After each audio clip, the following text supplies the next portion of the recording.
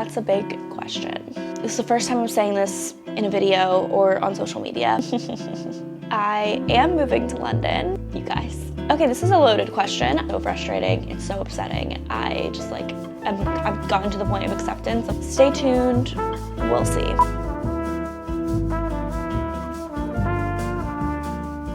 Hello everybody, welcome back to my channel. I am so excited to be filming this video because I haven't really done a sit-down video in a long time. Welcome back to this little corner of my bedroom. Today I'm doing a Q&A because I feel like we just have a lot to talk about and I just want to talk. Like, I don't want to film a vlog, I just want to sit down and I want to talk to you guys. I have these really cute glasses on from Pair Eyewear. I love them. They like snap so that you can change the front of them, but you can take them off and like it's now a different pair of glasses. How cool is that? Anyways, this is not sponsored by Pair Eyewear. You guys asked a lot of personal questions, which I did expect based on my previous videos that I've been filming and just what I've been posting online. I just wanted to sit down and have like a proper catch up.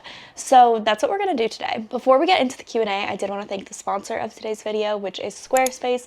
And if you don't know what Squarespace is, then you must be new here. But Squarespace is the best way to build a website. We use it for our website at Rella. So if you guys want to check out getrella.com, you can see what a Squarespace website looks like in action. But if you are a business owner, a creator, you're even trying to get a job, like I feel like everyone now needs a website. They need it as a portfolio, they need it to show off their work, they need it to show off their products. Like you need a website and Squarespace is the best way to do it. And I feel like building a website can sometimes be a daunting task, but it doesn't have to be because Squarespace does everything for you, not only from like the beautiful templates that it has, the marketing analytics, the email campaigns, but it also has something called design intelligence, which is actually going to help you build the actual website based off of your vibe, based on what you want on the website. And then all you have to do afterwards is rearrange it, customize it, make it your own. And it is so easy. You can build a website in 5 minutes or less. So if you want to get 10% off your first purchase, you can use my code Natalie Barbu or go to squarespace.com/Natalie Barbu and you will get 10% off at checkout. Thank you Squarespace for sponsoring today's video and let's get into the Q&A. Are you moving to London? That's a big question. The short answer is I am moving to London for the summer. So for 2 months, I'm not actually moving there. As of now, my plan is to live there for 2 months over the summer. So I'm in the process of trying to find a place. I'm talking to a realtor that does like short sublets. And let me tell you guys, London is expensive. I did not realize how expensive it was. I guess I could have guessed because it's like a very popular city and like it's like New York City, I feel like. But yeah, it definitely is giving me deja vu to when I was apartment shopping in New York, and that scares me. I'm justifying it because I'm like, I'm only there for 2 months, so whatever. We'll be there from June until August. If you guys live in London, then let me know any tips that you guys have. Hope that you guys are excited for the London content because I know I am. Even before I met my boyfriend, I did want to move to London for the summer, and I have vlog clips to prove it.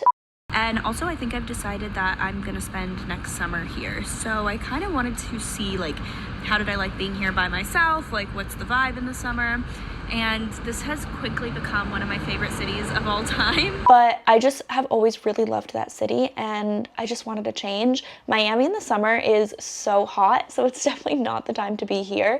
So I think it'd be fun to go for 2 months there and I won't get too homesick because it's just 2 months. That's my plan as of now. I will keep you updated if anything changes. End goal for your long distance relationship, is someone going to move? Obviously, another big question that I've been getting. End goal for any relationship, in my opinion, especially at my age, I'm 28, is to get married or you break up. If you want to get married, I do. The two options, and obviously if you're gonna go down the path of a potential marriage or a potential long-term relationship, someone's eventually going to have to move. Obviously, that's something that we've talked about.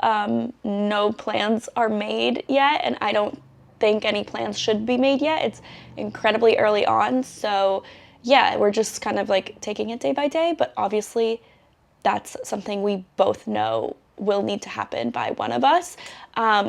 It's not something that we're like, wait, what?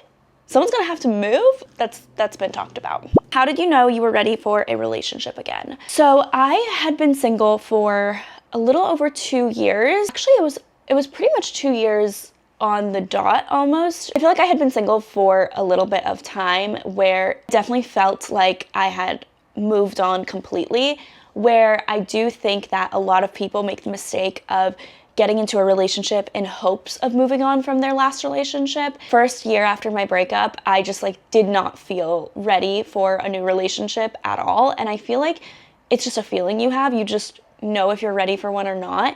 And I just knew that I wasn't. It wasn't this like light switch that went off. It's just you go day by day, week by week, month by month. You're not thinking about your previous relationship. You're excited to meet someone. You want to meet someone, not because you're lonely, but because you like are actually genuinely excited to meet someone new that could, you know, potentially enter your life in a really positive way. And I felt like that first year after my breakup, I didn't feel that way. It was more of like, when am I gonna get over this? Do I need someone to help me get over this? Whereas that second year of being single, I was just genuinely so excited to meet people. I was having fun by myself too. I wasn't like necessarily looking for someone. Like I was super content being single. And I just realized I wasn't thinking about my previous relationship really anymore. And I felt like that was kind of, you just know that you're ready. And so it wasn't something that I was like, oh, this was the day that I became ready. It was just like a feeling that I had. Before my boyfriend currently, the most dates I had gone on with a guy were like 2 dates, maybe 3 dates. The longest I'd ever like gone on dates with a guy was maybe like 3 dates total.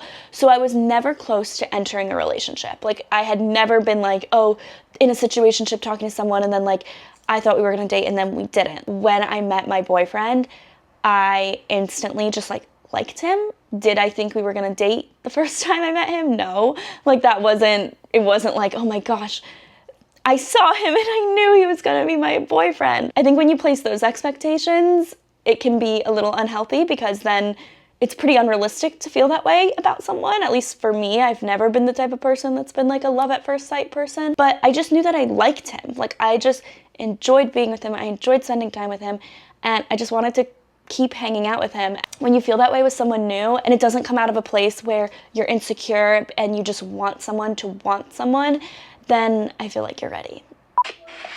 Hi. Hello, hello. Can I talk to you later?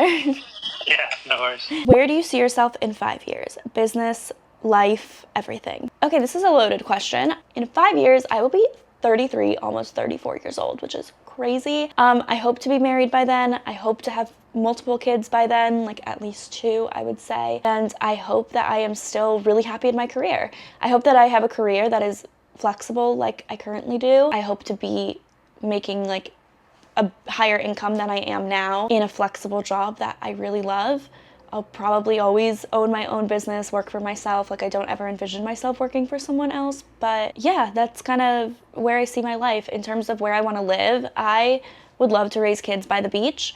Not necessarily Miami, but somewhere in Florida. I love Florida. That's like if I had it my way. That's not saying that things can't change. How did you clear your skin or give us a skin update? You guys. My skin is so bad right now. I don't know if you can tell in this video. I just did my makeup. It's so bad. I have acne all over this cheek, jawline, starting to come on this cheek now. I literally don't know what it is. I got 100 out of 100 on my superpower score, which is like this blood test where they measure a bunch of metrics and they like measure your health. So clearly my vitamins and my hormones are fine. So I literally don't know what it is. Maybe it's something with my gut. I don't know what it is. It's so frustrating. It's so upsetting. I just like, I've gotten to the point of acceptance. I'm like, maybe I'll just have acne forever and I'll have to live with it, whatever. But yeah, it comes and goes in waves. I always have a few months of the year where I have really bad breakouts, a few months of the year where my skin is perfect. So I don't know what it is. It is what it is, guys. I'm almost 29 and I still have acne as if I was a teenager. Like, what's up with that? What happened to your podcast? This is the first time I'm saying this in a video or on social media. The Real, it's coming to an end. The chapter is closing for the Real, which is really bittersweet because I've been doing my podcast for like 5 years. I love my podcast. It is one of my favorite things to do, but it lately has felt way more like a chore. I never promote it, which means it doesn't get that many views or listens as it once did. I feel like it's so much work because now when you podcast, you have to be on video, you have to do social clips, and I just am overwhelmed because I really want to focus more on YouTube and my short form videos and then obviously my business, where I was just spreading myself too thin with the podcast. And so I kind of had to make a decision. So I am closing the Real Reel. It's shutting down. It's ending. I don't think that's the end of podcasts for me because I genuinely do love podcasts. It's just the season that I'm in right now. I wasn't proud of it. I wasn't liking it. I needed a change and I just didn't want to do it anymore. And so I haven't recorded my final episode saying goodbye, but I'm going to do that soon and I'm going to upload that. But I wanted you guys to hear it from me first that it is shutting down, and I think that I'll have another podcast in my future. I don't know when. I don't know what it will be. I think it's going to be something a little different than the Real Reel. It's not going to be the Real Reel. Like, it'd be a totally different podcast. To accept it, and it's also felt really freeing at the same time. I loved my podcast. I've had the best guest. I'm so proud of it. But once I got to the point where it felt more like a chore and I wasn't proud of it anymore, I just knew that I had to let it go. Will you bring back budgeting videos? I get this question so often, and do you guys want to see it? Like, obviously, I know some people do, but like, please leave in the comments if you want to see my budgeting videos. I can bring them back. But honestly, I was just like, I don't even want to like talk about this because I'm spending so much money. So let me know if you guys want me to bring back my budgeting videos. I think it'd be more interesting though to bring back like budgeting mixed with travel. So like, for example, I was just in Portugal and like talking about like how much that Portugal trip was. Like, would that stuff be interesting for you? Or like how much I spend in Miami in a week? You know, things like that, not just like, let's go over my budget for the month. How do you maintain momentum when traveling and maintain productivity?